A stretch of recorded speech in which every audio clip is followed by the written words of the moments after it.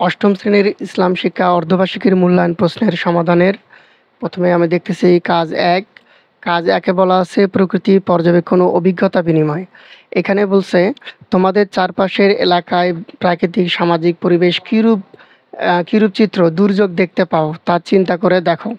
এবার তোমার ২ জন বন্ধুর কাছ থেকে শুনে নাও তারা চিন্তা করে প্রাকৃতিক এবং সামাজিক কি বিরূপ দুর্যোগ খুঁজে পেল এবং তা ছকের মধ্যে লিখো।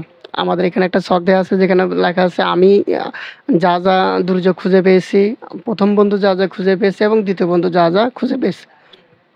তো এর উত্তরে আমরা দেখতে পাই আমি খুঁজে পেয়েছি ধরা যায় বন্যা, ভূমিকম্প, দারিদ্রতা, দুর্নীতি এবং ১ম বন্ধু খুঁজে পাইতে পারে খরা, সুনামি, অসমতা, সহিংসতা এবং ২য় বন্ধু খুঁজে পাইতে পারে ঝড়, টর্নেডো, অপরাধ এবং সামাজিক অস্থিরতা। আপনারা একটু এলোমেলো করে এই যে দুর্যোগগুলো আছে তা বিভিন্ন বক্সের মধ্যে লিখে ফেলবেন। ২য় কাজে বলা আছে তোমাদের বন্ধুদের চিহ্নিত প্রাকৃতিক দুর্যোগসমূহের ফলে কি সমস্যার সম্মুখীন হয় তা চিহ্নিত করো। তো এই বন্যার ফলে আমরা দেখি যে ঘরবাড়ি ভেঙে যায়, ফসল নষ্ট হয়ে যায়, পশু পাখির মৃত্যু হয়, রোগ ব্যাধি ছড়িয়ে পড়ে, মানুষের মৃত্যু হয়। খরার কারণে ফসল নষ্ট হয়, পানির শূন্যতা দেখা যায়, পশু পাখির মৃত্যু হয় এবং মানুষের মৃত্যু হয়। আবার ঝড়ের ফলে ঘরবাড়ি ভেঙে যায়, বৈদ্যুতিক লাইন বিচ্ছিন্ন হয়, ফসল নষ্ট হয়, পশু পাখির মৃত্যু হয়, মানুষের মৃত্যু হতে পারে এবং ভূমিকম্পের ফলে একইভাবে ঘরবাড়ি ভেঙে যায়, বৈদ্যুতিক লাইন বিচ্ছিন্ন হয়, রাস্তাঘাট ভেঙে যায়, পানির সরবরাহ ব্যবস্থা বন্ধ হয়ে যায় এবং মানুষের মৃত্যু অনেক জায়গায় হয়ে থাকে। সুনামির ফলে একইভাবে ঘরবাড়ি ভেঙে যায়। পরবর্তী প্রশ্ন দেওয়া আছে এই ২য় প্রশ্নতে আছে প্রাকৃতিক ও সামাজিক দুর্যোগ থেকে ইসলামের দৃষ্টিতে কিভাবে শিক্ষা লাভ করতে পারে। তো আমরা এ থেকে প্রাকৃতিক সম্পদ, সুস্থতা ও শান্তি জীবনের জন্য কৃতজ্ঞতা অর্জন করতে পারি। ধৈর্য ধরার আমরা শিক্ষা লাভ করতে পারি। তওবা করার ইসলামের দৃষ্টিতে শিক্ষা লাভ করতে পারি। ভালো কর্ম করার শিক্ষা লাভ করতে পারি এবং দুর্যোগ থেকে সতর্ক থাকার শিক্ষা লাভ করতে পারি।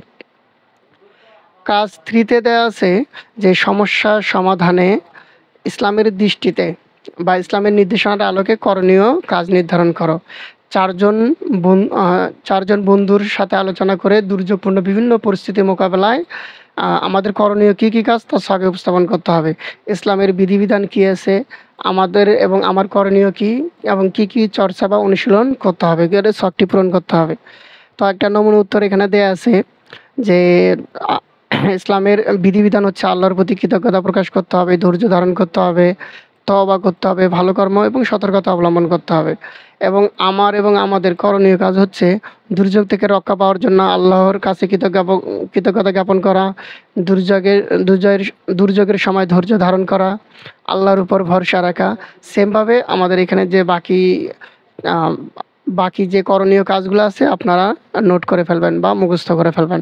এখানে যে সবগুলাই অ্যান্সার দিতে হবে এরকম না। আপনারা এখান থেকে ২ টি, ৩ টি বা ৪ টি পয়েন্ট যতটুকু মুখস্থ থাকে তা অ্যান্সার করার চেষ্টা করবেন। পরবর্তীতে অনুশীলনের কৌশল।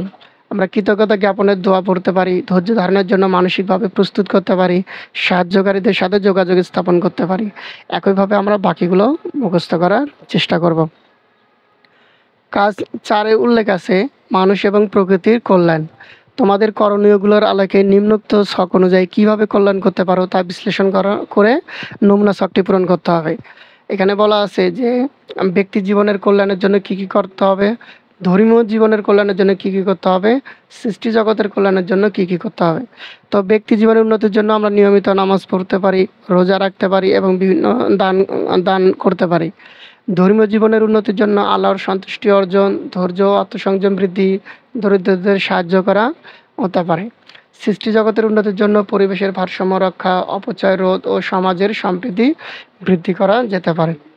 সর্বশেষ প্রশ্নটি আছে একটি প্রতিবেদন তৈরি করতে হবে। ১, ২, ৩, ৪ যে কাজ আছে এই কাজের দৃষ্টিতে ইসলাম কি বলে সেটা আমাদের লিখতে হবে। অর্থাৎ উপরের কাজগুলো মানুষ কোন বিশ্বাস থেকে করবে ইসলামের বিধিবিধান ও নির্দেশনার আলোকে একটি প্রতিবেদন তৈরি করতে বলা হয়েছে। তো আমাদের এখানে একটা প্রতিবেদন তৈরি করে দেয়া আছে। আপনারা এটা মুখস্থ করার চেষ্টা করবেন।